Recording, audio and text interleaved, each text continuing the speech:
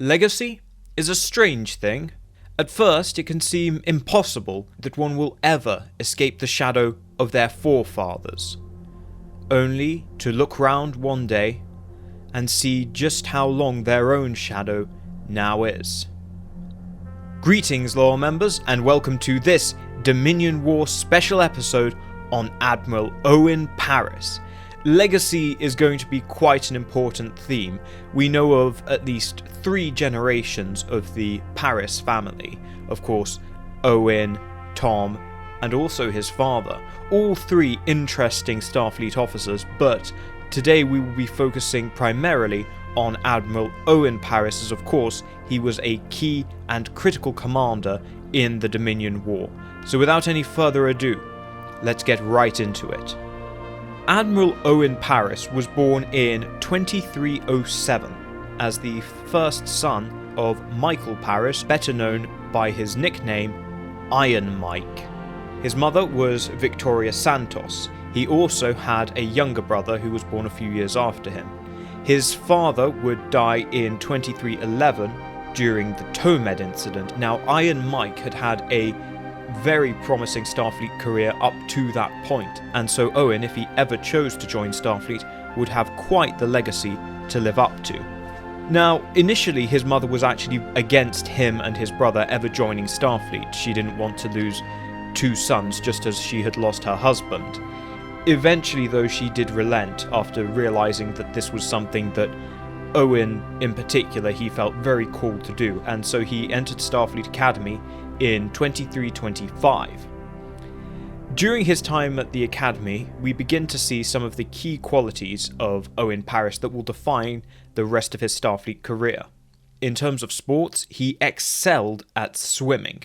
But there's an interesting thing to note here, and this is that Owen Paris was not so keen about winning individual prizes. He wasn't that interested in competing as an individual. Already he was very interested in putting together teams, and he was a real team leader. Now, this arguably developed during his childhood, as he would have had to have served as something of a surrogate father to his younger brother. He would have been the man of the house, so to speak. And so what we see here is that he was a very outgoing guy. He was a very good motivator. He knew how to get people up and get people going and get people involved and enthusiastic. He had a lot of energy and he was extremely charismatic. Simultaneously, this also meant that he was quite the ladies' man at the Academy, and while it might be hard to believe looking at the Admiral now, he cut quite the dashing figure and was very popular with the ladies. He also studied helmsmanship, Klingon martial arts, and Klingon history, bearing in mind, of course, that at this point, the Klingon Empire is only recently opened up to the Federation, so he was very interested in learning about this new civilization. He would graduate Starfleet Academy in 2329 and would serve as helmsman aboard the USS Perseus, a Centaur-class ship. One of the defining qualities of Owen was that as a junior officer, he would frequently lead away missions. He was very, very keen on leading away missions. He absolutely loved forming away teams. As I said, this plays into the fact that he was an excellent motivator. He loved getting out into the field, into action, investigating things, discovering things, and he also critically absolutely loved bringing new people in and getting them to push their limits and push their boundaries. He found that extremely rewarding, and so he was an absolute choice of a away team commander, and that also helped him advance through the ranks quite quickly.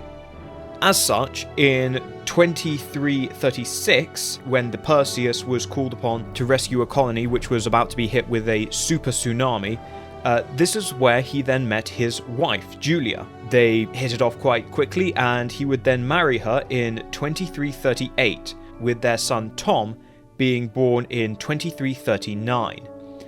At this point, he was a lieutenant commander, and in 2341, he would make full commander and take command of the USS Prospero, a Rigel-class ship. He would then go on to do various missions of science and exploration, but he really struggled with the responsibilities of command and being a captain. He found himself being a bit more distant from the crew than he had previously liked. He liked being involved, he liked motivating people, and he liked being in the action. And he found that being a captain was an awful lot of admin and desk work, much more than he would have liked. He also really struggled with the fact that, unlike his own father, he wanted to take the opportunity to amend some of the things that were missing in his own childhood with his own son. You see, of course, his father died in 2311 when he was but 4 years old.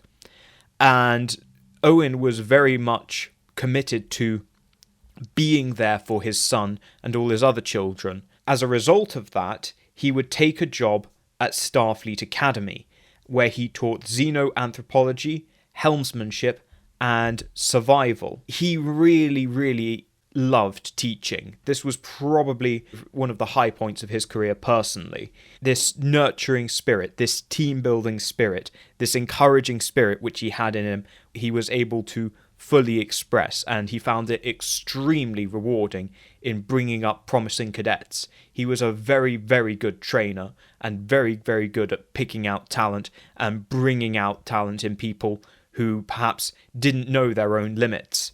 By the late 2360s, he was promoted into the Admiralty. This likely took place after Wolf 359 for fairly obvious reasons. Starfleet is now very suddenly short of officers and is going to be sort of pulling everyone up to fill the gaps. His main job as Admiral was to go around and build or rebuild the Starfleet Corps of Captains. Of course, Starfleet had lost almost 10% of its captains in Wolf 359, which is substantial. So he had to go, effectively, talent scouting, find young officers that he could bring up to be captains. And in that way, taken in combination with his time teaching at the academy and likely running the academy in the latter half, he really raised an entire generation of new officers. Arguably one of the examples of that is Captain Janeway. His goal during this time was to really, though he didn't like it, prepare Starfleet for war. So this then brings us to his career during the Dominion War. Now initially, Owen Paris is appointed as commander of the 6th Fleet. It quickly becomes clear that Owen Paris is not really best utilised as a single fleet commander.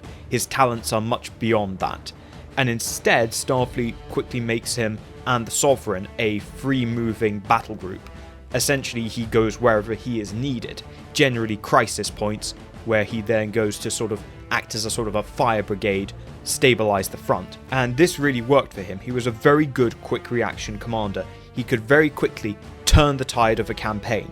And he would do this by looking at the forces in action and looking at who are the best officers there, particularly if this is a unit that has suffered attrition, that has perhaps lost some of its senior officers, or indeed if perhaps some of the senior officers are a little bit out of touch. He would very quickly get in there and say, right, no, these people are right, you're wrong, you need to get up and get out, Grandpa. He was very good at bringing up young talent and looking for people who didn't necessarily know what they were yet capable of, and he would find them and he would show them exactly what they were capable of. And that was the key thing about Owen Paris. He really liked bold plans. Now, this is something that also comes into play with his personality as it develops. You see, early on, he was of course himself a very bold planner and liked to do the dashing romantic things. There was a point, probably around about when his son Thomas was born, where he really steps away from that kind of approach. Because of course, he's got a son to think about. But also, he isn't so easily taken in with by others with a similar kind of approach. That sort of, firebrand with outrageous, dashing, glorious plans that are extremely risky. He is not interested in those people.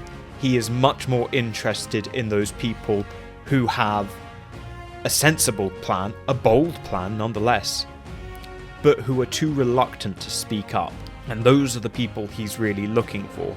He's looking for that untapped energy in Starfleet who just quietly go about their business.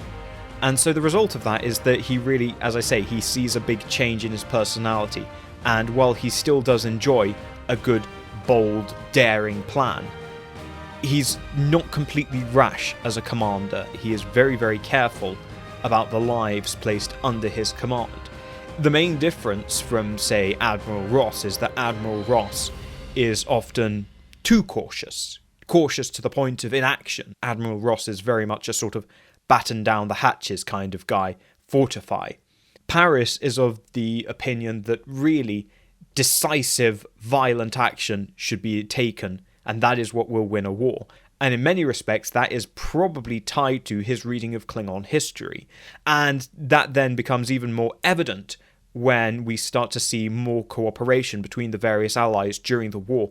And we see that he cooperates very, very well with the Klingons. He has a lot of time for Klingon officers and Klingon commanders. He likes how they operate. He likes their aggressive mentality, their lead from the front approach, their empowering of junior officers. He really likes that. He really likes how junior officers are encouraged to go out and shape the battle rather than the senior officers.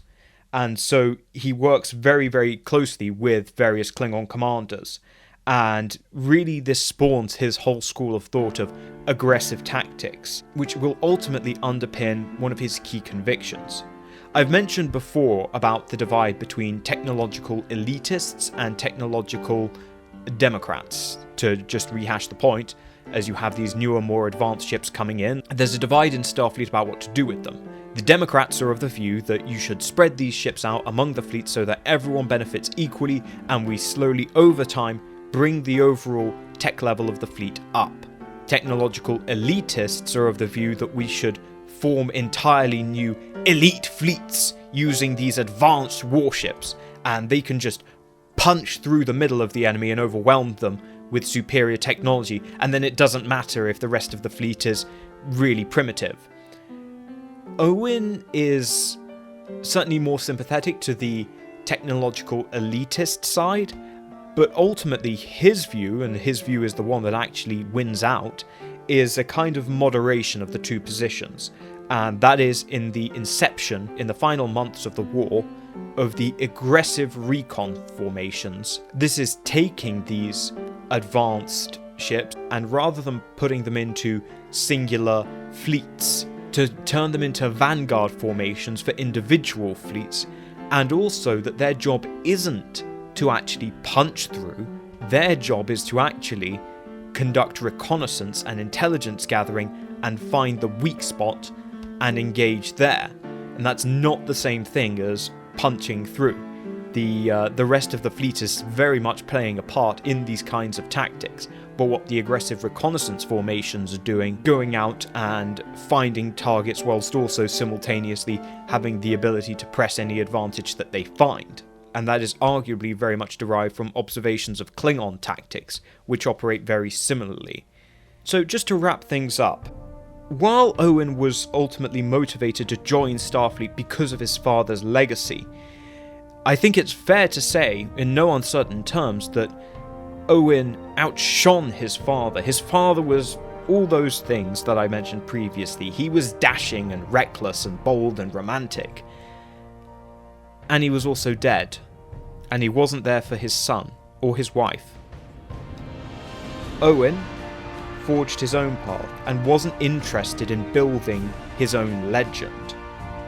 He was far more interested in building others up for success, not in self-aggrandizement, but developing strong, capable, and confident officers. That's a legacy that will far outshine that of his father, and likely that of his son. So thank you all for watching. I hope you enjoy. Leave your thoughts in the comments below, and I will see you all next time.